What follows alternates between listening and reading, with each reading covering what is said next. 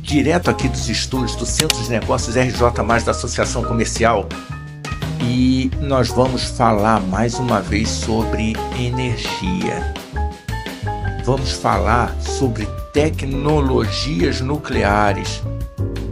Fica com a gente que vai ser bem bacana. Nós estamos aqui com uma representante da Quinem, a Clédula, e com o Jairo, que é o nosso co-host, né, Jairo?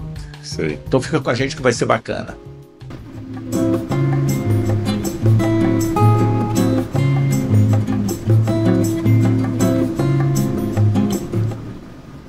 Jairo, eu estava ansioso por conhecer a famosa Clédula. E hoje ela está aqui com a gente, né, Clédula? É um prazer estar contigo. Clédula, começa contando para a gente quem é a Clédula. Eu sou Clédula Cassi, né, um nome bem diferente dos outros e atualmente único, porque foi um nome inventado pelo meu avô, dado à minha mãe. E aí eu herdei o nome que eu gosto muito. Então, Clédula, bem português, com acento agudo, proparoxítona, tranquilo. Nasci aqui no Rio de Janeiro, em Botafogo. Na ocasião, a família de minha mãe morava aqui, né? Ainda tenho muitos tios que moram aqui. E depois fomos para Minas. Então, eu sou uma mineiroca. Mistura de mineira com carioca. Então, atualmente, eu sou engenheira nuclear, né? Eu fiz primeiro engenharia química, fiz mestrado em engenharia nuclear e especialização na área de energia nuclear, na engenharia mesmo nuclear, e depois eu fiz doutorado em engenharia química com ênfase em gerenciamento e tecnologia de rejeitos radioativos, na Unicamp. Então, aí eu tenho outras habilidades, sou mãe, sou vó, sou mãe de Rafael e de Marina e sou vó de Tomás. E trabalho nessa área de gerência de rejeitos radioativos praticamente desde que eu me formei na faculdade. Clédula, conta pra gente o que é essa questão de rejeitos radioativos. O que é isso? O que isso? Qual a engenharia que está por trás da segurança dessa história? Porque, como leigos, a gente fica, puxa, será que isso é coisa perigosa? Será que isso não é perigoso? Será que cuidam direito? Será que não cuidam direito? O que é isso? A parte de gerência de rejeitos em geral, principalmente rejeitos industriais, ela é uma parte crucial, importantíssimo para a sustentabilidade de qualquer indústria e para a sustentabilidade do planeta, né? Então, assim, a parte de rejeitos, ela deve ser pensada antes mesmo do rejeito ser gerado. Então, é nessa onda, né? Aproveitando que a gente está no Rio, é nessa onda que a gente trabalha. Porque existem os acordos internacionais com relação aos rejeitos industriais como um todo, e na área da energia nuclear, isso é uma preocupação e, melhor dito, uma responsabilidade muito grande, que a gente já trabalha. Então, por exemplo, a Agência Internacional de Energia Atômica, o Brasil é signatário de uma convenção conjunta a respeito de gerência de rejeitos radioativos e elementos combustíveis irradiados. O que quer dizer isso?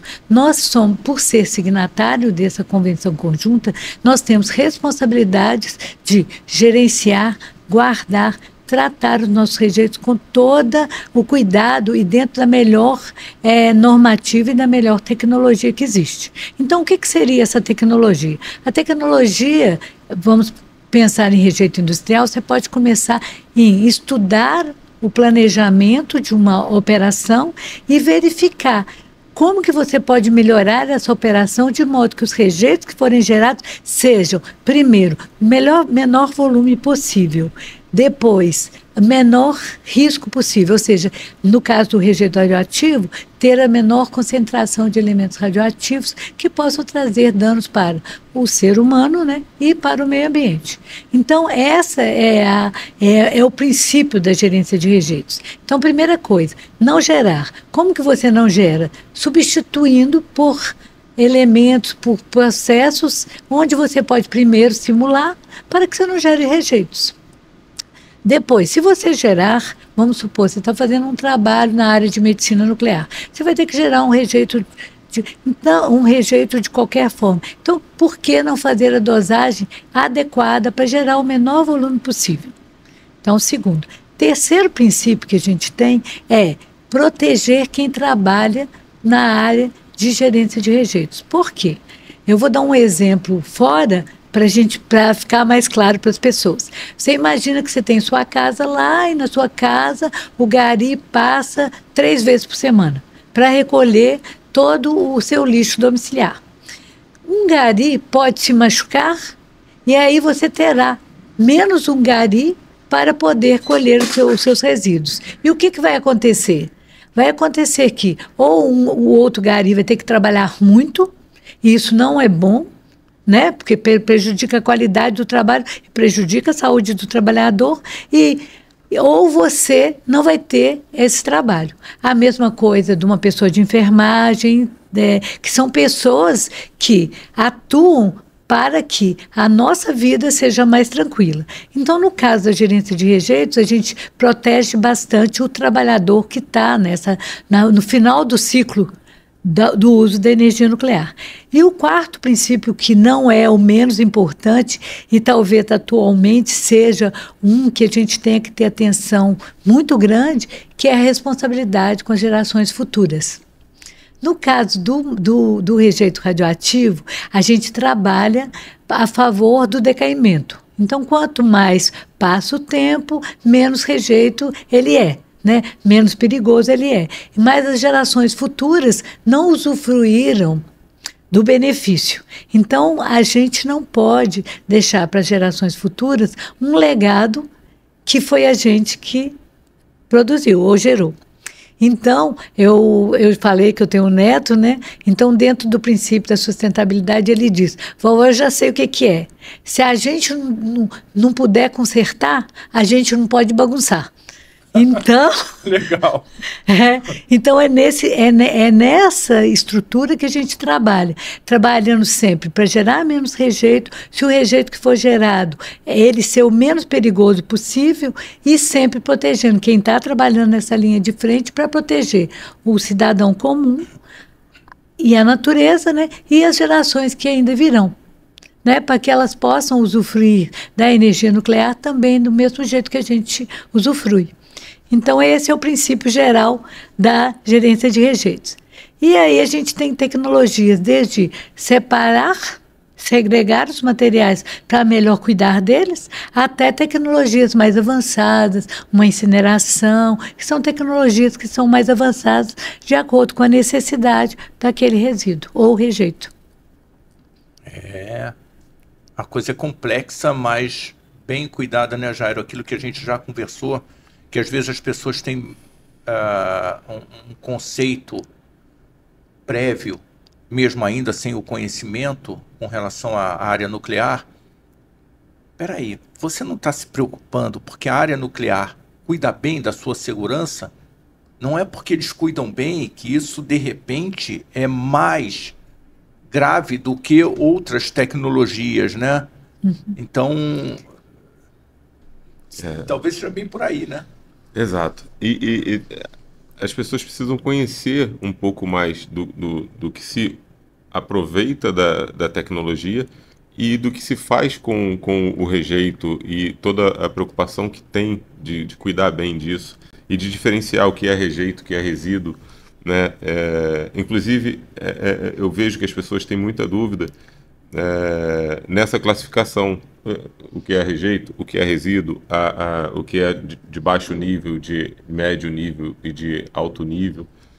Você poderia explicar um pouco para a gente? O Brasil, como vários países... Sem te cortar, eu estou curiosíssimo para saber onde vai ser a área de tratamento desses rejeitos, mas pode continuar. Tá. Então, vamos por partes, que nem os gaúchos, né? Comendo bife, o boi aos bifes. Então, vamos lá. Primeira coisa, o Brasil tem uma normativa na área nuclear muito completa. A gente tem regulamentos, temos nossas normas, que inclusive seguem recomendações da Agência Internacional de Energia Atômica, e por isso a gente já tem uma normativa que mostra tem uma normativa, eu vou citar números, gente, porque se alguém tiver mais curioso, depois a gente pode até falar sobre isso. Então, a gente tem o grupo de normas da classe 8, que fala especificamente da área de rejeitos. Então, a gente tem a norma 8.01, que diz lá tudo que a gente deve fazer para gerenciar e tratar bem dos rejeitos produzidos em todas as áreas. E nós temos a norma 8.02, todas duas da CENEM, né, que explica como você deve guardar, armazenar seus rejeitos. Então, começando primeiro pela classificação, então não é porque a gente está numa área que trabalha com material radioativo que tudo que vai sair daquela área é rejeito radioativo ou mesmo resíduo. Então, por exemplo, uma folha de papel que você fez uma anotação, na realidade é um reciclável. Se ele não estiver contaminado, é um material reciclável. Então aí a primeira dica. Os resíduos isentos, eles podem ser até reciclados. Então, pode ser um pedaço de borracha, um papel, uma folha de plástico. Uma mesa quebrada. Uma mesa quebrada, um vidro quebrado. Isso tudo, inclusive assim, nos laboratórios que a gente trabalha, a gente tem a separação para reciclável e não reciclável para o material que não é considerado resíduo, né, na área radioativa. Então, primeiro o que a gente chama é aquele rejeito isento. Então, a gente chama de rejeito isento só pela normativa, mas o isento é um material que, dependendo de como ele está, ele pode ser até reutilizado. Então, essa é a parte. Nós temos os rejeitos radioativos que a gente chama de meia-vida curta. Na realidade, são rejeitos que têm radionuclídeos com meia-vida curta, sabe? A gente nem chama de meia-vida curta, a gente chama de muito curta. São exatamente os materiais que, com 100 dias, que tem a meia-vida até 100 dias. O que é um radionuclídeo? Boa pergunta, porque a gente fala isso com tanta assim, naturalidade, isso é uma boa ideia. O radionuclídeo não é nada mais que um elemento químico que tem... como que eu vou explicar? Me ajuda aí, Jairo. Ele vai ter a possibilidade de... deixa eu ver a palavra mais correta para a gente poder explicar para as pessoas. Ele não é um elemento estável. Tá. Ou seja, ele tem capacidade de emitir energia, de liberar um elétron, de liberar um próton. O próton não, só um elétron, e aí ele vai liberando e vai mudando a sua configuração de camadas. Quem está no ensino médio sabe que o átomo é constituído, né, o átomo de um elemento comum, né, um elemento químico, ele tem várias camadas, tem os elétrons, os prótons, né, tem toda essa parte. E aí, no caso do radionuclídeo, ele tem elétrons que ele pode capturar ele emitir outro, e assim... é mais complexo que isso um pouquinho, mas é mais ou menos isso. Ele tem essa capacidade, ele não é estável. Tá? Então, os radionuclídeos, essa estabilidade dele, ela é medida tanto pela energia e pela meia-vida. A meia-vida é uma característica dos radionuclídeos que ele vai perdendo essa possibilidade de mudança com o tempo. Vai ficando menos intenso. Menos intenso. Então, vamos dar o exemplo da vida humana. Uma pessoa, quando nasce, ela vai acumulando energia. Quando ela está com 30 anos, a gente pensa assim, ele está com uma energia máxima para ele poder trabalhar, pensar, fazer o que ele quiser e tal. Quando ele está com 60, em geral, ele perde metade dessa energia.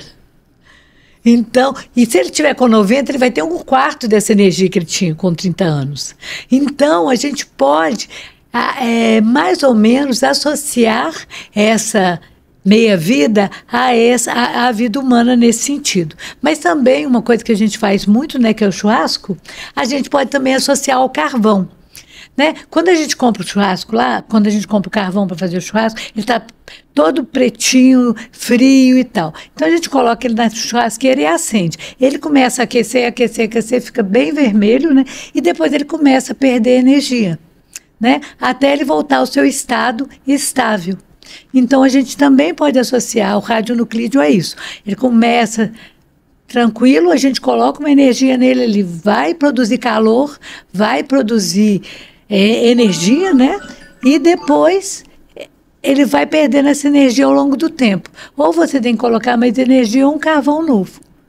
Você sabe que, assim, eu não conhecia nada hoje. Hoje eu conheço de ouvir falar, igual o Zeca do Pagodinho, na música, e a cada vez eu me interesso mais, embora não seja a minha área de atuação, mas me interesso mais porque nós vamos precisar, o mundo precisa mais dessas tecnologias nucleares, muito mais a cada momento que ela se desenvolve e que a gente tem maturidade para absorver essa tecnologia. Sim. Nós temos uma vantagem muito grande, que nós estamos no Rio de Janeiro, com Angra 1, Angra 2, Angra 3. Em construção. Angra 3. E a grande pergunta que não para é: cadê Angra 4, 5 e 6? Por que a gente não está discutindo isso? Por que a França tem o poder que a França tem? Por que a França sofreu muito menos do que a Alemanha? Por quê? E nós temos a tecnologia aqui, eu como leigo, dizendo, e aí vocês me corrijam, os especialistas, completamente dominada no Brasil, para continuar desenvolvendo, seja para a área médica, seja para a área de preservação e conservação de alimentos, seja para gerar energia.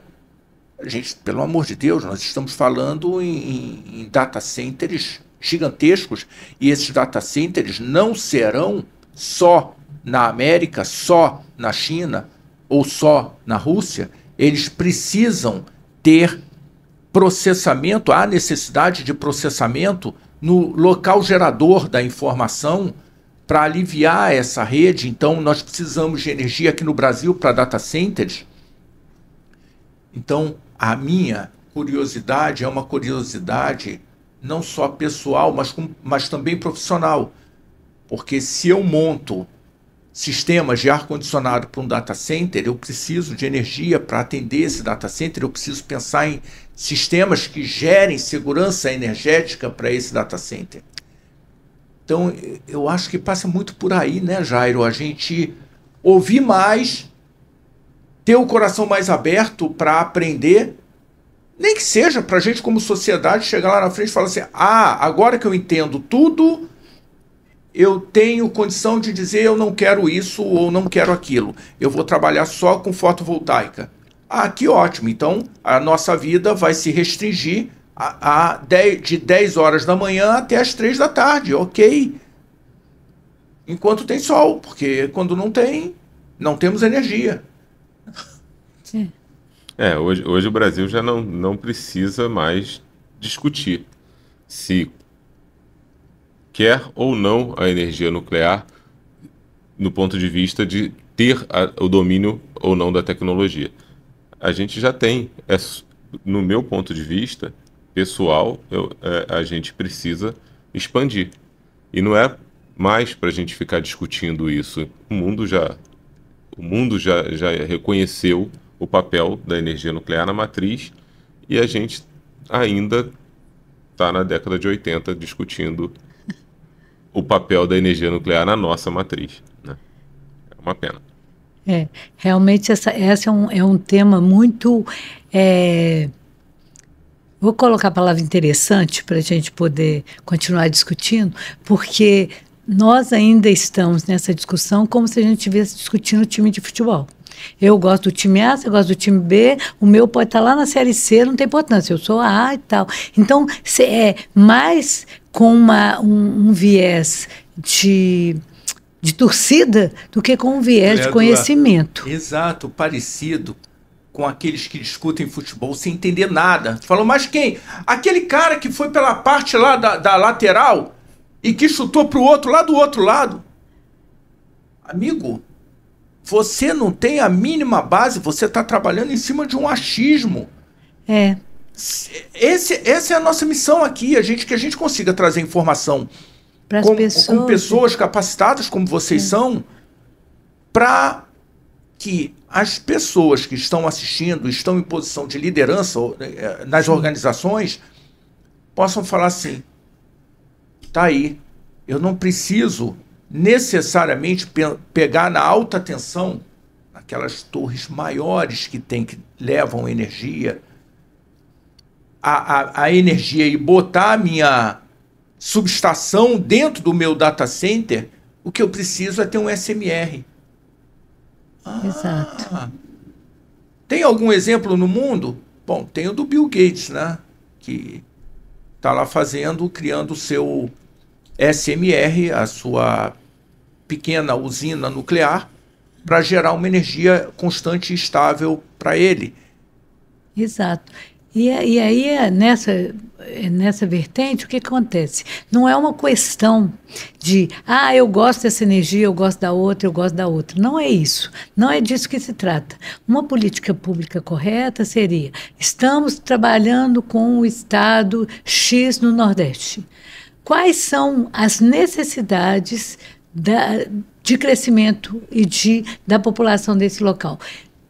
Então seria tal energia com tal energia com tal energia. Por quê? Todo mundo fica bem acolhido. Eu fiz parte de um trabalho no norte da Califórnia, numa cidade pequenininha que até tem um nome interessante, chama Eureka. Em inglês eles falam Eureka. Mas essa cidade tinha uma central energética.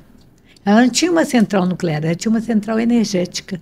E essa central energética passava por uma pequena hidrelétrica, bem pequena mesmo, um reator nuclear e um sistema na base de óleo, que ele só fazia como se fosse um backup.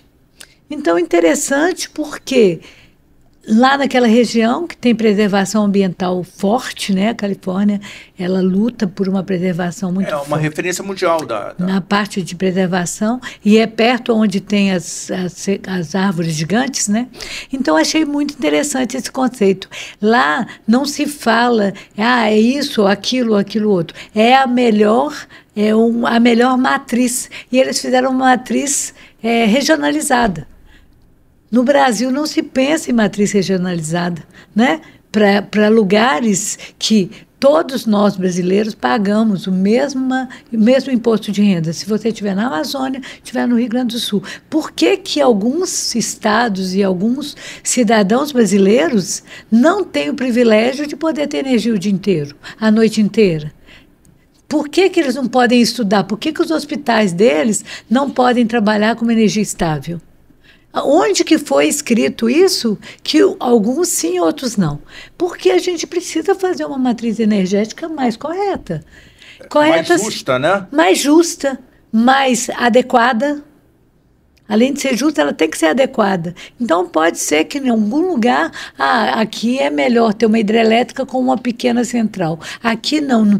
As nossas águas, a gente vai precisar delas muito, vamos colocar uma central nuclear ou um reator nuclear, né? Ou vamos pensar numa eólica com uma energia estável, porque a eólica não é estável, então vamos colocar uma estável próxima. Então, e um planejamento que dependa cada vez menos da transmissão. Exatamente. Que você coloque no local o projeto que vai atender o local, né? E aí você não precisar tanto de uma rede de transmissão tão grande e integrada como é a nossa, que a gente produz muita energia numa região que não usa a energia que é produzida e precisa ir para outra região que é a maior consumidora de energia. Jairo. E até, Clédula, essa questão é muito importante. A gente está falando de tecnologias nucleares de uma forma mais ampla e acaba caindo na energia. Que país se desenvolve quando você não tem energia? A condição básica é energia. E o resto todo vem em função da energia que você tem disponível. Exato. Olha a discussão que está havendo agora na América. Se ela é certa ou se é errada, uma coisa é certa. Se ele não tiver energia, ele não vai crescer como ele pretende crescer. Então, Exatamente. ele assumiu algumas posturas discutidas, inadequadas ou mais adequadas ou menos, mas para ter energia. É o ponto dele. Se eu não tiver, eu quero ter energia. O que eu preciso fazer? E adotou medidas que são ambientalmente, algumas delas, não adequadas. Exato. Mas ele precisa cuidar do povo dele. É uma defesa natural. Como que nós estamos cuidando no Brasil do nosso povo?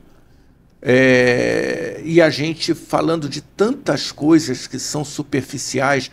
Você sabe que você falando de... É triste. Você falando dessa questão do tamanho do Brasil e da diversidade na Amazônia. Por que a gente tem cidades rodando no diesel? Porque que em 2025 nós temos cidades sendo abastecidas por geradores a diesel na maior floresta, melhor dizendo, no pulmão do mundo. Com o diesel para gerar energia. Por que não tem um SMR lá? Por que não tem um biogás no lugar do diesel que é transportado pelas rodovias para chegar até as cidadezinhas? Por que aquela população é menos importante do que a população do Rio de Janeiro, de São Paulo, de Campos do Jordão, de Belo Horizonte? Por quê? Ela não é, né? A gente tem que deixar essa pergunta, né? A gente tem a solução, e aí essa pergunta tem que ficar para quem tem que pegar a solução e implantá-la, né? Porque o Brasil, aí voltando, só para a gente pegar o gancho do rejeito radioativo, as pessoas em geral acham que o rejeito é muito perigoso, que não tem nada, como que a gente vai tratar e tal, mas a tecnologia existe. Toda a parte de etapas, como fazê-lo, existe. Então, implantar. Isso não só para o rejeito radioativo, mas para todos os rejeitos industriais. Né? Então, vamos continuar. Então, é seguro, né, Clédula? É seguro. Você consegue, nesse lado, né, Jairo, de dominar todo o processo, você está dominando ele até o final. Até o final. É o ciclo completo. A gente domina o ciclo completo no Brasil. É o ciclo completo. Você sabe por que você está fazendo, onde você vai utilizar, o que dali vai sair de produto e de resíduo, o que de resíduo que você pode reaplicar e o que de resíduo que vai virar rejeito que precisa ser armazenado, tratado e armazenado. Então, se sabe todo o ciclo. Então, e por quê? E aí que vem essa diferenciação que o Jair e você estavam comentando, a diferenciação dos níveis de rejeito. Então, a gente tem esse rejeito isento, tem os rejeitos de meia-vida curta, bem curta mesmo, que são geralmente usados na medicina, com meia-vida até 100 dias. Esse rejeito, o que a gente faz com ele? A gente deixa ele decair, como eu disse, ele vai decaindo, perdendo aquela energia. Imaginamos assim o carvão, né? Você não vai pegar nele quente, você vai deixar ele decair ali, depois você pode sacar e guardar para outro churrasco, se for o caso. Então, no nosso caso é isso. Ele fica guardado, e a gente chama esses armazenamentos temporários, né? Que ele vai ficar um determinado tempo. Quando ele não tiver mais nenhuma atividade, ele pode ser ou destinado ou como um resíduo, dependendo da origem dele, ele não vai ser mais rejeito radioativo. Então, por exemplo, se ele for usado na medicina, aí a gente tem que olhar, é uma agulha, então é um perfuro cortante. É um frasco de vidro, material reciclado. Aí vai depender da classe que ele vai sair para frente. Clédula, fazendo uma ligação aqui, há uma discussão muito grande, né, Jairo, com relação aos veículos elétricos. E o que faz? Aí o veículo elétrico, no final da vida dele, essa bateria, ela vai durar 7 anos. Eu, honestamente, tenho minhas dúvidas. Mas também não sou conhecedor das baterias, minha dúvida com relação, enquanto cidadão. Vai durar 7 anos e... Não, mas essas baterias depois você tira do carro e você vai alimentar a sua casa. Com base no que, cara pálida, que você está fazendo essa afirmação e construindo um consciente comum? Porque se você, com a quantidade de marketing que é feito, qualquer um que você perguntar hoje, em qualquer fórum, as pessoas vão falar, não, mas a bateria dos carros, ó, depois você usa lá para tua televisão não desligar, quando você está em casa assistindo o jogo. Tá, já foi para o consciente comum, essa informação. A pergunta é, a partir do momento que, de repente, saiu um elemento de uma usina nuclear, ele pode ser reaproveitado para outras finalidades, ainda como um elemento importante no processo? Nesse caso, a gente tem, por exemplo, vou citar um caso de fontes que são usadas para medicina. Aí as fontes são usadas para medicina, então para elas serem usadas, elas são calibradas, né?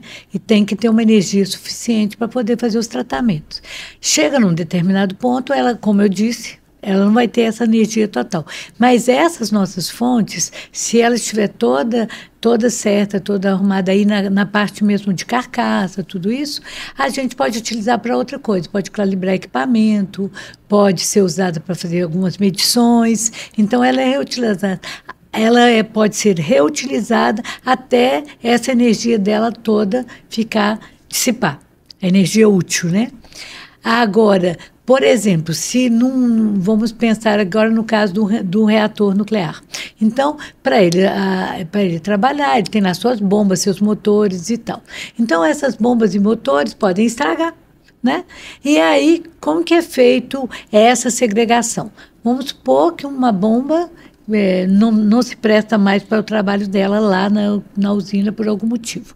Então, aí a gente vai consertar, vai ver se ela é possível de consertar, como qualquer bomba normal. E vai olhar se ela está contaminada ou não. Se ela tiver com alguma contaminação, ela pode ser agregada a outro sistema que não precise, que vai usar um material que essa contaminação não vai ter problema. Ou se ela estiver contaminada, ela pode ser... Aí vai ser uma decisão com relação à contaminação, que é a mesma coisa que você faz quando você está trabalhando com elementos químicos normais, comuns. Você vai ver se o risco-benefício de descontaminar é maior ou menor para aquela reutilização daquele material. Então, é uma logística semelhante a qualquer logística que trabalhe com elementos químicos. Dependendo da análise que for feita... Você pode reutilizar, trocar partes. Até mesmo... não vale a pena porque o custo para descontaminar é tão maior do que... Ou vai gerar rejeito secundário, que às vezes não vale a pena você gerar um rejeito secundário. Então, todas essas situações, existe uma logística para você trabalhar. Sabe? Então, até na primeira análise, isso é rejeito ou não, já tem uma primeira análise. Vamos primeiro fazer a análise, onde foi usado e tal, vamos mandar para uma análise química ou uma análise com detetor, e você já fala, não, isso é resíduo, isso é rejeito. Então, começa nessa primeira parte. Mas na área de rejeitos, começa até no processamento anterior. Por exemplo, você fez essa pergunta aí do carro, se fosse na energia nuclear, a gente falaria assim, essa bateria vai ser feita assim, ela vai ser usada durante tanto tempo e depois ela vai ser armazenada durante tanto tempo e a gente vai ver se ela vai ser reutilizada ou ela vai ser processada ou a gente vai armazenar. E esse pedaço aqui a gente não sabe, né? Porque vai chegar um momento que essas baterias do carro, elas não vão servir nem para dentro de casa, nem para... O que vai ser feito disso? A indústria automobilística já tem o seu local para colocar? Está só empurrando para a gente, né, Jairo? É o que eu digo, que a indústria nuclear é a única que se responsabiliza pelo seu rejeito, com 100% de cuidado com ele. A indústria, no geral, ela tem alguma responsabilidade, mas não há esse controle que tem na nuclear. A gente vai até o final com o nosso rejeito. Esse ponto do controle que tem na nuclear é que talvez gere dúvida para pessoas, vamos usar um termo aqui bem razoável, inconsequentes, no sentido da palavra, que não medem as consequências da repercussão que eles dão às informações e começam a fazer ilações completamente desconectadas da ciência e geram essa insegurança, quando na verdade é um processo seguro. Você vê a questão das baterias. Você diz que a vida útil de uma bateria ela é definida quando ela mantém. Existem algumas, eu vou dizer assim, a que eu considero a principal, quando ela perde 20% da sua capacidade de regeneração, de armazenamento. Perdeu 20%, está só com 80%, a vida útil dela caiu. Quem diga 50%. Amigo, se eu comprei um carro para ele ter 400 quilômetros, ele agora só tem 200, ele já fugiu a finalidade dele. Já não é a mesma finalidade. Pode ser reaproveitado. Não, então eu vou deixar o carro agora para minha mãe, porque o percurso que ela faz é muito pequeno, para ela funciona. Outra finalidade de utilização. Então, perdeu 20%, ok, ela perdeu a vida útil. Mas o importante é que ela, numa curva, ela começa a perder com uma velocidade muito maior a capacidade de regeneração depois dos 80%. Por isso é que me preocupa se ela vai ser usada, porque ela entrou naquela curva que acelera dos 80% para os 50% de capacidade de regeneração, é muito mais rápido do que foi até então. Então, agora, Jairo, será que, considerando ali o porto de Itaguaí, aquela área do complexo da hidrovia dos jesuítas que começou a ser estudada, e o Conselho dos Portos está fazendo até o EVTEA para entender a viabilidade, será que seria uma área razoável ali próximo ao mar, próximo ao rio, ter essa unidade de tratamento, Clédula? Aí nós vamos ter que voltar um pedacinho antes, só para finalizar. Depois a gente tem os rejeitos de baixo e médio nível de radiação. Esses rejeitos de baixo e médio nível de radiação, eles têm radionuclídeos que têm decaimento até 30 anos. E eles são 90% do volume de rejeito existente. E o que é isso? São rejeitos que são da operação das centrais nucleares, da central nuclear, né, com seus reatores, do uso na medicina, do uso na agricultura, do uso no meio ambiente, nas pesquisas, né? E esses rejeitos que irão para o depósito final. Mas antes deles irem para o depósito final, eles têm a parte de tratamento. O tratamento é feito pelo gerador ou pelos institutos da CNEM. Então, por quê? Dentro da nossa legislação, a responsabilidade de tratar e deixar o rejeito de maneira segura é do gerador. Aí você pode me perguntar assim, mas por que o gerador? Né? Porque, por um motivo muito básico. Ele que conhece o que ele gerou. Ele sabe qual foi a operação que gerou, ele sabe quais são os radionuclídeos que ele tem, ele sabe qual que é o potencial de contaminação desse material, de exposição. Então, ele é a melhor pessoa para segregar e tratar esse rejeito. Então, no Brasil, e não só no Brasil, no mundo inteiro, a responsabilidade do tratamento do rejeito é do gerador. Aí, o que o gerador faz? Ele trata o seu rejeito. Se ele não tem condição de tratar, ele pode enviar este rejeito ou fazer um acordo com os institutos da CNEM que são adequados para esse tratamento, para deixar ele nessa condição. No caso da nossa central nuclear Almirante Álvaro Alberto, o rejeito gerado lá é todo tratado lá. Então, eles já deixam em condições para que então ele tem lá um armazenamento inicial dele lá com os rejeitos tratados. Assim que está tudo tratado, então o Centena, né, que é o que eu sou coordenadora, né, que é o Centro Tecnológico Nuclear e Ambiental, na minha cabeça ele já está pronto funcionando, tá, gente? Então não se assustem que se de vez em quando eu falar como fosse presente as atividades. Então o que o Centena tem como responsabilidade? Ele vai receber esses rejeitos gerados e tratados pelos seus geradores, já totalmente tratado dentro de embalagens e obedecendo a critérios de aceitação e vão ser armazenados definitivamente no Centena. E por isso que a gente chama de deposição. Deposição é a guarda definitiva para que não mais ele seja mexido.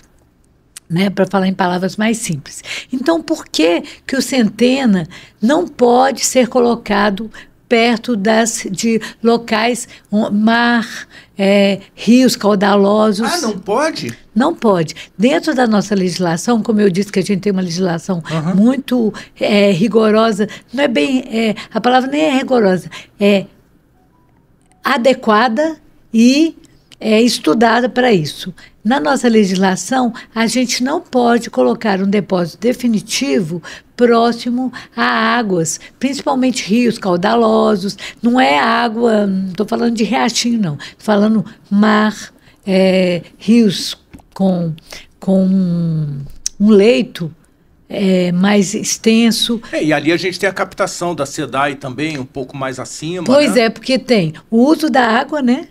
O uso da água para transporte, o uso da água para a vida mesmo, né? E, além do mais, a gente tem que pensar em várias atividades que podem ocorrer. Você está transportando os embalados com rejeito para este local. Vamos supor que tem uma inundação. Se você está com um caminhão de um lado e o seu depósito do outro. Né? Então a gente nunca pensa nisso. Isso. Então, Poxa, a seleção desse local ela tem que ser muito bem feita, muito adequada. Seja retirando aqueles locais que não podem, e aí não só por conta de risco, mas para preservação. Por exemplo, você não vai fazer um depósito definitivo muito próximo a sociedades quilombolas. Eles podem expandir, então você tem que preservar. Povos originários. Vamos pensar, sítios arqueológicos, locais onde você possa ter um recurso natural que você possa explorar. Você não pode inviabilizar uma área dessa. Então, é bem selecionado, sabe? Ô, Clédula, você está botando alguns muros aqui na minha mente de que local é esse, porque eu já começo a pensar, puxa vida, então Angra, com os quilombolas que tem ali, já começa a ficar difícil. Bom, Mangaratiba, não, Mangaratiba também tem quilombola, Bessa e tem sítios arqueológicos ali. Caramba, Itaguaí babou, porque a proximidade com o mar. Seropédica, talvez, já não é tão perto, mas é baixo. Mas aí a gente tem, né? Então, como que é feita uma seleção de local? Já que a gente passou para esse tema, né? Então, vamos colocar lá. Como que é feito? Para começar, a gente pensa o seguinte, na nossa legislação, todo o rejeito que vai para o Centena é sólido. Então, a gente não vai receber rejeito aquoso, líquido, orgânico, óleo, nada disso. E todos os rejeitos que vão para lá são de meia-vida curta, de 30 anos. Por que 30 anos? Porque com 10 meia-vidas, em geral, o material radioativo ele já decaiu em níveis naturais, né? Então, com 300 anos, você teria uma área que já os rejeitos que estariam lá seriam materiais naturais, normais, sem risco para ninguém. Então, esse é uma das regras, né, dos critérios. Então, os locais são escolhidos primeiro. Você retira tudo que não pode, que já está legislado, organizado e tudo. O segundo, né, então, primeiro você pega uma região de interesse. Quais são as regiões de interesse? No nosso caso, a região de interesse é o Sudeste. Por que o Sudeste? Como você mesmo disse, a maioria das atividades que usam a área nuclear estão no Sudeste. Então, a maioria dos rejeitos armazenados estão no Sudeste. Por que transportar, né? Por que transportar? Aliás, né, é outra dúvida que eu tenho com relação ao nosso Brasil, que a gente ainda não tem uma legislação forte para transporte em rodovias. A gente vê todos os dias, sem exceção, a gente tem um acidente com um caminhão. Quando não é um, são 10, né? Então, isso foi uma preocupação da gente, na hora que a gente escolheu a área de interesse, exatamente para a gente evitar algum tipo de incidente. No nosso caso, vai ser mais um incidente. Por exemplo, a rodovia fecha. Aí a gente está ali, a gente tem que levar o material para algum lugar para evitar. A gente tem roubo de cargas aleatórios, né? De qualquer coisa, de abacaxi a medicamento, né? Eu tive carreta roubada. O próprio veículo ser roubado. Então, a gente tem esses incidentes que podem trazer um acidente. No nosso caso, como o material está todo contido e todo solidificado, a questão de ter um acidente radiológico seria muito pequena, mas a gente considera. Então, o Sudeste. No Sudeste, a gente foi fazendo essas retiradas dessas áreas onde a gente... O eliminado. É por preservação. Então, a gente chama isso... Aí, a gente fica com áreas preliminares. Nessas áreas preliminares, então, nós temos região de interesse, que já foi escolhida, as áreas preliminares que já foram retiradas, tudo aquilo que a gente precisa, economicamente, ambientalmente e socialmente, precisa para a gente poder trabalhar normalmente, né? Depois a gente vai para as áreas potenciais. O que são áreas potenciais? São aquelas áreas que têm mais adequação para receber um depósito definitivo. O que eu chamo de adequação? Uma área que não seja muito longe de população, mas com população mais escassa, uma área onde a gente consegue preservar o ambiente seguramente, uma área que a gente vai poder contar com mão de obra local que possa trabalhar conosco. Então, essas são as áreas potenciais. Depois das áreas potenciais, a gente escolhe os locais candidatos. E os locais candidatos são aqueles que, dentro de todos esses critérios, são aqueles mais adequados para a gente colocar o nosso depósito. Sabe? E no nosso caso, a gente optou para não colocar só um depósito definitivo. A gente optou para ter um centro tecnológico. Por que chama Centro Tecnológico Nuclear e Ambiental? Porque a gente não quer só guardar o material lá e poder cuidar dele. A gente quer promover capacitação de pessoas, poder prestar consultoria às empresas nucleares e não nucleares quando ele tem que gerenciar os seus rejeitos. Então, a gente vai fazer um núcleo de sustentabilidade para a área de rejeitos radioativos. Isso é extremamente interessante, né, Jairo, porque... Fazer um spin-off. O que a gente aqui aposta muito e trabalha em favor do desenvolvimento do Estado e o desenvolvimento do Brasil através do Estado. Então, se é um projeto que, a meu ver, é completamente sinérgico com o Rio de Janeiro, por que não começa logo a nossa ansiedade? Não sou ansioso. Eu não sou. Mas...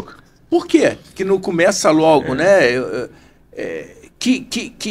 O que a gente deve trazer de informação para a população para mostrar toda essa segurança que existe nesse ecossistema e como que isso pode empoderar o desenvolvimento daquela determinada região? Né? Imagina, será que não vamos atrair pessoas de fora? Hoje, olhando assim de longe, eu falo, não, a Rússia, a França... são países que têm uma tecnologia nessa área bastante desenvolvida e que podem interagir. E em algum momento a gente vai ter que trabalhar, eu imagino, a aceitação pública também dessa região onde vai... Eu não gosto da palavra aceitação, não. Eu gosto da palavra explicação para o público. Eu acho que o público tem que entender. E aí eu coloco numa situação o seguinte: você explica e tem... A pessoa depois pode ser contra. Ela ser contra não tem problema nenhum. Porque as pessoas que são contra, em geral... Mas tem que ter informação, né, Clédula? Não, mas às vezes, mesmo que ela for contra, mesmo ela entendendo a informação, se ela falar, mas eu não gosto assim mesmo. Né? Você pode explicar para ela, branco é bom para você usar no futsal, porque tem coisa... Mas a pessoa gosta de usar preto, então ela pode usar preto, mas ela sabe, entendeu? Ela tem que saber que ela é uma opção dela, não tem problema nenhum. Mas ela tem que entender que isso não vai trazer risco para ela. Essa que é, por isso que eu acho que é mais explicar para o entendimento, e qualquer pessoa pode entender. Eu estou dizendo para você que é uma coisa que eu já expliquei o projeto para crianças, para adolescentes, para adultos, para gente mais velha. Então as pessoas entendem e esse entendimento ele é importante para que a pessoa agregue inclusive a dúvida dela. Porque às vezes ela traz para a gente uma dúvida que venha a trazer para nós uma agregação de valor ao sistema que a gente está fazendo. Anteriormente a gente não estava pensando em ter o papel da capacitação de alunos. Depois alguém perguntou assim, mas se vocês forem fazer num lugar que é menor e tal, talvez seria interessante. Falei, olha, é muito interessante. Então, essas pesquisas que podem agregar alunos de iniciação científica, estágios de pessoas que estão em nível técnico, mestrados, doutorados, pós-doutorados, por que não capacitar essas pessoas para serem formadores de uma nova tecnologia? Gente, assim, parece que quando eu falo assim, eu sou tecnologista, eu sou engenheira nuclear e trabalho na gerência de rejeitos radioativos. As pessoas não imaginam o tanto de aprendizado que a gente tem. Eu aprendi muito sobre materiais. Então, por exemplo, como solidificar um rejeito líquido? Como tratar um rejeito líquido? Como solidificar esse rejeito? Aí, por aprender como solidificar um rejeito líquido e rejeitos desagregados, a gente conseguiu trabalhar com areias de mineração para produzir artefatos que possam ser usados em calçada. Então, é um outro tipo de resíduo, é um outro tipo de material que a gente agregou valor nele e já passamos essa tecnologia para algumas comunidades que trabalham perto de mineradoras. Então, isso é um aprendizado. Outro aprendizado, aprendi muito como trabalhar tecnologias sofisticadas e transformá-las em tecnologias mais simples para que elas sejam usadas por laboratoristas. Então, o que ocorreu com a gente? A Agência Internacional de Energia Atômica, precisava que a gente desenvolvesse um método para tratar orgânicos que vinham de laboratório. Não eram radioativos, não. Orgânicos de laboratório que eram associados a técnicas nucleares. E esses orgânicos, o risco deles era a evaporação. As pessoas respiravam e isso não era saudável, né? Trazia algum malefício para a saúde. Nós desenvolvemos um processo que era super sofisticado e desenvolvemos para fazer uma mistura no laboratório com equipamentos de laboratório. E ali ele ficou imobilizado sem risco para ninguém. Então, a gente aprende muito. Aprendi a fazer várias coisas, sabe? Com relação às tecnologias. Agora eu estou estudando a parte toda de movimentação de carga. Como que a gente movimenta melhor a carga? Nós estamos trabalhando também como guardar as informações que estão sendo geradas agora para daqui a 300 anos elas serem acessíveis. A gestão do conhecimento também. A gestão do conhecimento. Então, a gente está trabalhando na gestão do conhecimento. A gente está trabalhando, estamos querendo trabalhar com o ensino médio para incentivar alunos do ensino médio a fazer as engenharias, as ciências exatas, porque, segundo um estudo agora recente do Ministério de Educação, não sei se é do Ministério de Educação ou de ensino superior, agora eu não estou lembrando bem, eles dizem que em 5 anos nós vamos ter muito menos engenheiros que a gente tem hoje para poder trabalhar.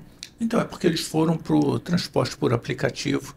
Exato. E aí, como que eles vão fabricar e fazer a manutenção se eles não sabem a tecnologia, o hard? Sim.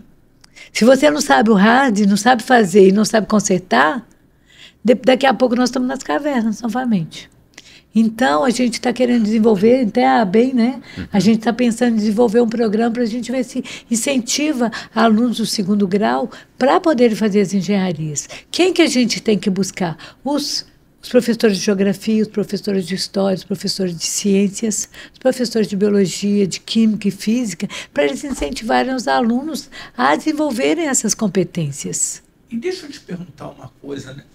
Porque, Jairo, o João, o Pedro, o Paulo, o Francisco, tá ali assistindo. A Maria? A Maria. A Joana. A Joana. Estão a Fernanda. Falando assim, Ricardo, pergunta quando que vai ser licitado o projeto executivo, quando que vai... Qual é a previsão para sair a obra? Porque isso mexe com a nossa economia. Vai ter a Joana servindo alimento para a turma que lá estará construindo, vai ter a casa de espetáculo que vai trazer a distração para a turma que está lá também trabalhando. Tem todo um ecossistema que faz muito bem para o nosso estado e para o Brasil, que vai ser empoderado e, de repente, serão empresas nacionais, será uma concorrência internacional. Exato. Então, essa é uma pergunta bem boa, porque, como eu estava dizendo, por conta da nossa legislação, né, nós passamos por 3 processos. Dois licenciamentos, ambiental e o nuclear, e o licenciamento ambiental, ele passa ele responde à pergunta do público em geral. O licenciamento nuclear vai responder pelas tecnologias no longo prazo, para ficar assim mais claro tanto para leigos como para especialistas. Então, são 3 níveis de licenciamento. Nós temos o licenciamento prévio e autorização do local. Depois disso tudo correto, a gente tem a licença de instalação e a autorização para construção. E a fase que eu acho que é mais simples depois que a gente já tem a autorização para construção e a licença para instalação, aí a gente começa a construir. Então, nesses primeiros 2 níveis é que a gente garante essa segurança que as pessoas tanto precisam. É a hora das perguntas, é a hora de buscar soluções tecnológicas adequadas, é a hora de saber qual que vai ser, como que nós vamos construir lá? Nós vamos construir no local ou a gente já vai levar as coisas pré-construídas? Qual que é a utilização dessa água? Qual que é o desperdício? Qual que é a energia que a gente vai usar para trabalhar esse sistema? Então, a fase de construção é que menos me preocupa. A fase inicial, que é a fase que eu entendo que é a pré-construção, porque o Brasil tem construtoras excelentes. Nós temos empresas que constroem. Quem constrói uma Itaipu, gente? Quem constrói um Sirius? Quem constrói uma Itaipu e um Sirius? Nós não temos essa interrogação. E qual é o tamanho desse projeto? Qual é a área ocupada? E aí é que vocês vão pasmar, porque quando o pessoal pergunta, estão procurando uma área, a nossa área é de 22 a 40 quilômetros quadrados. É uma área muito pequena. Por quê? Porque o volume de rejeitos gerados no Brasil radioativo é muito pequeno exatamente por todo esse processo que eu falei antes. A gente tem a segregação, a gente tem coleta, a gente tem o tratamento. Então, o resíduo gerado, né, que se transforma em rejeito, é muito pequeno. É lá o finalzinho da linha. É no finalzinho da linha. Eu vou te falar que uma mineradora produz por dia menos do que a gente vai gerenciar durante todo o tempo no Centena. Porque a gente já cuidou da cadeia. A gente já cuidou dessa cadeia. O Jário que trabalha lá na INB, né? Na Nuclep, ele sabe disso. A gente cuida, a cadeia, quando está sendo gerado o rejeito, ele já está sendo destinado para todas as aplicações que ele tem que puder, e o que vai sobrar, que vai chamar rejeito radioativo, que agora cabe a definição, é aquele material que foi gerado pelo ser humano e para o qual não tem nenhuma previsão de uso ou utilização, que vai ser destinado para o armazenamento final. Entendeu? Então, o rejeito, a gente pensa assim, não é uma multidão de rejeito. É um rejeito que a gente conhece. Inclusive, eu estava falando da Convenção Conjunta, né? A Convenção Conjunta, ela é um documento, o relatório para a Convenção Conjunta é um documento aberto para o público, e lá tem onde estão os rejeitos, como que eles são, quem gerou e o que está sendo feito. Inclusive, o nosso projeto está lá. Então, a ideia, nós estamos refazendo agora o cronograma físico-financeiro, E esse cronograma físico-financeiro, ele vai dizer para a gente exatamente essas perguntas. Quando que nós vamos ter os licenciamentos, e principalmente o licenciamento para a construção e para a operação, sabe? O universo é 2028, 2030. Tá? Só para não ficar muito incômodo. Esse universo, porque isso é muito bom. E aí, como eu estava conversando com um professor um médico, que fala de o desenvolvimento do cérebro, essas conexões todas, ele falou, a gente tem que começar a pensar em médio e longo prazo, é assim que países se desenvolvem. Então não me assusta nada 28. Mas, ok, você vai ter que fazer uma preparação, e aqui no Centro de Negócios e a Associação Comercial do Rio, com os 25 think tanks que tem, a gente pode começar a reunir essas pessoas e fazer essas conversas e desenvolver para que a gente tenha o desenvolvimento tanto da tecnologia para essa construção dentro do que é preciso será daqui a pouco, assim como a construção de parcerias até com empresas estrangeiras para que tenha o melhor resultado para o país. Exatamente. Porque e agora, por que 28 e por que até 30? Porque a gente tem que pensar que tem pessoas que têm que trabalhar lá. E a gente tem que capacitar essas pessoas para trabalhar lá. Então, no Brasil, eu não sei se vocês viram o último relatório do TCU, que saiu no final do ano passado, falando que nós temos 52% de obras paradas. Obras públicas paradas, por diversos motivos. E tem obras que já estão semi-prontas e não tem pessoas. Um dos motivos é a falta de mão de obra. Entendeu? Às vezes não é falta de mão de obra qualificada e falta de já pensar nesses seres humanos que vão trabalhar lá, que vão ser de diversas idades, de diversos gêneros e de todas as características que cabem lá. Né? Então, a gente está pensando muito nisso. Então, eu tenho um programa lá dentro do CDTN, que eu trabalho em Belo Horizonte, no Centro de Desenvolvimento da Tecnologia Nuclear. A gente tem um programa de capacitação de pessoas. Então, a gente tem pós-graduação, bolsa de iniciação científica, e a gente está capacitando pessoas para entender primeiro a filosofia da energia nuclear e dos rejeitos radioativos e de gerenciamento de rejeitos. Clédula, para a gente fechar, mas não final, que eu amei conversar contigo, conversar com o Jairo, que é o nosso co-hosting aqui, né, Jairo? Como que a gente, como centro de negócios aqui no Rio de Janeiro, consegue colaborar nesse processo? Porque o nosso objetivo é um só, o desenvolvimento do Estado e do Brasil através do Estado. Como é que a gente consegue colaborar? Aqui nem está aqui no Rio de Janeiro, né? Será que a gente consegue desenvolver um curso de capacitação e ajudar, talvez, pensando aqui muito rápido, ao empresário a olhar para um segmento novo, mais do que um profissional se formar para só em 28, ele talvez conseguir uma colocação, mas em primeiro lugar o empresário olhar e falar assim, isso aí, eu estou pensando na minha empresa, para 28 faz sentido eu estar envolvido nesse ecossistema, porque será construído lá, mas vai ter mais isso, mais isso, mais isso, mais isso, me interessa me estruturar para isso. Será que a gente pode colaborar de alguma forma? Será que a gente pode pensar, né, Jairo, e desenvolver algum modelo que a gente consiga começar a conversar com empresários para prestarem serviço para esse segmento? Porque se a gente não crescer com o nuclear, eu não sei com o que a gente vai crescer. Exatamente. O primeiro passo que a gente fez para isso nós contratamos uma empresa de consultoria e engenharia para rever o nosso cronograma físico-financeiro. Não só o físico, mas o financeiro também.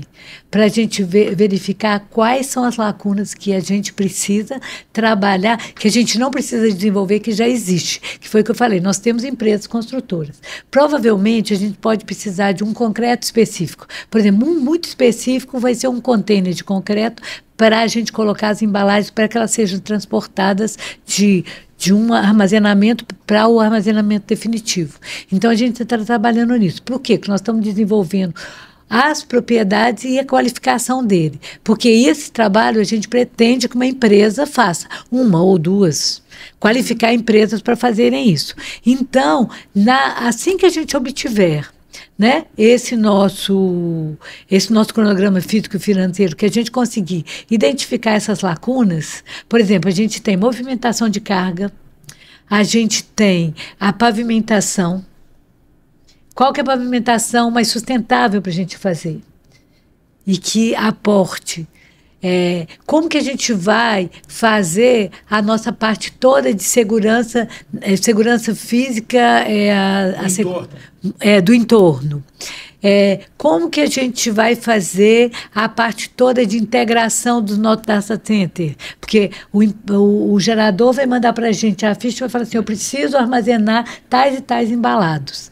Nós vamos ter que ter, isso vai ser tudo online, depois para a gente checar isso. E chegar lá no final dos 300 anos, né? Exatamente. Com a informação segura. Para chegar com a informação segura. Então, nós trabalhamos durante um ano como arquivista, que ela estava olhando justamente toda essa parte. Conversei com o pessoal na França, que tem informações de mais de 1000 anos, de várias coisas lá. Como guardar isso? Por enquanto, a gente está vendo que papel ainda é o mais, é o mais estável. Mas a gente está trabalhando nessa... Então, isso tudo são oportunidades, sabe?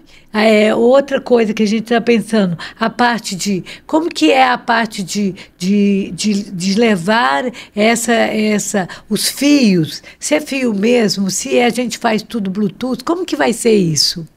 Na nuvem pode chover e a nuvem despencar e despenca a informação toda? Como que faz isso? Então, tem vários nichos que a gente ainda... que são nichos, que são empresariais, que não têm a ver exatamente com a energia nuclear, mas que a gente vai ter que ter pessoas pensantes nessas questões, que eu não acredito que vão ser problemas, mas vão ser questões. E como a gente quer tudo com qualidade, por causa da transparência do projeto, a gente pode... tanto trabalhar com gerar empresas... segurança, né? A transparência é bacana para gerar segurança.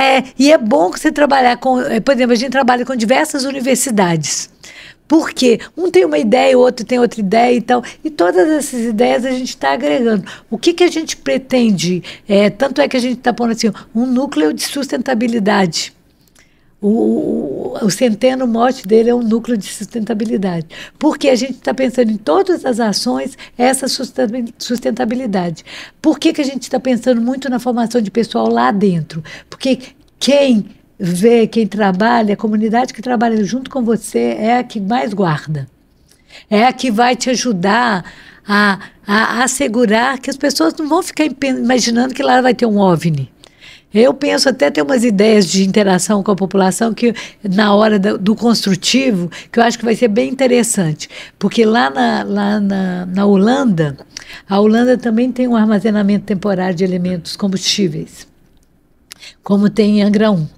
Então, o que ela fez? O pessoal pintou o armazenamento deles lá temporário, pintaram lá e colocaram lá, acho que eu tenho a impressão que é a fórmula do Einstein, é igual a MC2. Então, eu penso que a gente pode fazer essa agregação do conhecimento da comunidade para que nossas construções, o nosso material, sejam o melhor possível. Porque é de todo mundo, é do Brasil, né? E aí, para terminar, eu tenho que falar isso. O Centena, a nossa visão é ser um núcleo de excelência nessa área. Nós não estamos pensando em ser só do Brasil, não. Nós pensamos em ser um núcleo de excelência que as pessoas da América do Sul, da América Latina e mesmo de outros países possam vir aprender com a gente. Porque vai ser o primeiro... Então é bom também para difundir a capacidade tecnológica, a capacidade técnica do Brasil e o compartilhamento a partir do Brasil desse conhecimento, né? né? E eu acho assim, como a gente vai ser o primeiro da América Latina, ele vai ser bom para ajudar toda a América do Sul, né? A América Latina em geral, no conhecimento. A gente vai poder passar lições aprendidas para eles, porque nós já pegamos muitas lições aprendidas de França, de Espanha, de Hungria, de outros países que já têm os seus armazenamentos seguros. E, pasmem, para quem não sabe, nós temos um armazenamento que é seguro desde 1992 em Abadia de Goiás. E foi mostrado aqui que em torno de um projeto como esse, a gente tem um ecossistema enorme na indústria e prestadores de serviço. Prestadores de serviço, que não hotelaria. está diretamente ligada à energia nuclear. E às vezes a indústria, o empresário, ele não consegue perceber onde ele pode estar atuando, porque quando ele ouve que é um mercado de tecnologia nuclear, ele acha, pô, não tem nada a ver com a minha empresa. Não tem nada a ver com isso. E Na aí, realidade, estamos só que todos... não, tem. Só que não, é isso aí. Inclusive, assim, a gente pensa como a gente estuda rejeito há muito tempo e faz esse gerenciamento, faz fluxos, né, de como melhor gerenciar, qualquer indústria. De um restaurante a... Por exemplo, a gente já fez, no início, quando a Fiat foi lá para BH, né, foi para Betim, a gente ajudou o pessoal no gerenciamento dos resíduos da indústria toda, desde cozinha até a parte de tinta, de pintura. Clédula, sabe uma coisa interessante e Bate, eu estou muito focado, como resultado dessa nossa conversa, estou muito feliz com essa conversa, mas estou muito focado em a gente trazer informação, capacitação para o empresariado de como isso será bom para o Estado, como é que isso pode crescer. Com certeza. Como é que isso vai ser bom para o Brasil. Vai ser bom para o Brasil. Quando a Jaguar veio instalar sua fábrica em Resende, aqui até na época, pelo Conselho de Jovens Empresários, a gente criou uma aproximação e as empresas do Rio não conseguiram dar proposta, não conseguiram apresentar proposta, nem que fosse para eles olharem e falar, tá, mas a que eu trouxe lá do Sul é melhor capacitada. Ok, é uma empresa privada, ele decide, mas só que ele tem benefícios do Estado para aqui se instalarem. E não permitiram que a gente conseguisse. Fui conversar com o então secretário estadual de desenvolvimento e ele falou, não, eles disseram que não tem ninguém capaz. Como é que não tem? Eles não estão ouvindo. Então, pelo que eu percebo, pela facilidade de conversa contigo, pela transparência que você transmite como uma coisa muito importante, haverão oportunidades para todos aqueles que se entenderem capacitados a participar do processo em maior ou menor proporção, direta ou indiretamente. Sim, sim. E, novamente, estou caindo lá na questão de trazer uma capacitação desse segmento para o empresário olhar e falar assim, bacana, eu estou pronto, quer construir agora um SMR? Eu posso fazer as grades que envolvem a área, sim, eu já sei desse detalhe ou daquele, a alimentação, eu tenho um catering, eu posso atender e sei aqui como atender, não sei se tem especificidades, mas eu sei como. Eu acho que vai ser importante a gente ter uma segunda conversa com você e com a própria Quinem, para saber como é que a gente consegue preparar essa turma e talvez até trazer alguns engenheiros que estão hoje nos transportando de um lado para o outro nos transportes por aplicativo, né? Pois é, porque é muito importante isso. E a gente, assim, me desculpem os físicos se eu errei em alguma definição, mas depois quando vier um físico, ele conserta, né? Porque ele tem definições muito mais estreitas. Eu também, da área de rejeito, também eu gosto das minhas definições muito corretinhas. Mas é mais para conversa. Fica tranquilo, assim, é mais para uma conversa, para que a gente entenda. A gente não está fechado em pessoas que entendem só da nuclear. Quando a gente fica pregando para convertido... Não, e assim, o projeto é importante, aí uma frase final, ele é importante para o Brasil para mostrar a nossa responsabilidade em sustentabilidade. A gente quer processos economicamente viáveis, né? A gente não quer desperdiçar dinheiro. Tem que ser tecnicamente possíveis, porque também não adianta inventar coisas que a gente não consegue fazer, né? Que senão tiver que importar tudo, babau, né? E que seja ambientalmente sustentável e socialmente inclusivo. A gente tem pensado muito na inclusão, sabe? A inclusão das pessoas que estão próximas lá, a região e o Brasil. Então, a gente quer que todo mundo conheça o projeto, que ele tenha essa sustentabilidade das pessoas também, que o Brasil sustente a gente como a gente pretende sustentar toda essa cadeia e essa parte de rejeitos radioativos, não só dos radioativos, mas dos rejeitos em geral, porque a gente vai aumentando o conhecimento, vai podendo cada vez mais dar a mão para outras indústrias para elas também serem sustentáveis. Clédula, eu converso muito com o Jairo, e ele é uma referência para mim nessa área, e minha mãe hoje está hospitalizada. O que seria de mim se eu não tivesse as tecnologias nucleares fazendo a avaliação, o contraste, para analisar, que ainda está em estudo lá, a situação dela e tudo, mas o que seria de mim? O que seria de quem está assistindo a gente na hora que vai fazer ou que precisa conhecer mais daquela determinada dor? Ou do Neymar, quando sofre uma contusão, que tem que ali passar por procedimentos de avaliação. Eu acho que a gente tem muito ainda para aprender, um espaço muito grande pela frente para se desenvolver. Temos que perder essa síndrome de tupiniquim. Nós somos, sim, muito capazes. A gente tem aqui na Associação Comercial uma turma extraordinária, super capaz. O que a gente precisa é exatamente isso, essa inclusão. E aí eu trago essa inclusão, nesse momento, para o empresariado, porque a gente atua no nosso raio de influência, né? Para o empresariado, para se juntar aqui. Se você encontra uma dificuldade no teu segmento, se você encontra uma dificuldade que a situação não é fácil, e se fosse fácil, não seria vantagem nenhuma você ser vitorioso, vem para cá, porque a gente tem um time muito capaz. Vem para cá para acelerar o seu processo de transformação. Vem para cá para entender que você pode, sim, atuar num segmento de data center, porque nós temos condição de ter energia estável. Mas vem para cá ouvir de quem faz. Ouvir de uma pessoa como a Clédula, de uma pessoa como o Jairo, para dizer, eu acredito nisso. Ninguém é dono da verdade, mas eu acredito nisso, ou eu acredito que isso aqui funcionaria se fosse assim. Muito a gente tem conversado com o Gabriel Cropes. O que funciona? E aí, juntos, nós vamos acelerar esse processo de transformação e o desenvolvimento do país. Estamos precisando mesmo, né? O Brasil merece. Merece. Os brasileiros mais ainda. A gente tem que sair dessa posição de reclamação e partir para a posição de ação. Exatamente. Então eu agradeço demais a sua participação.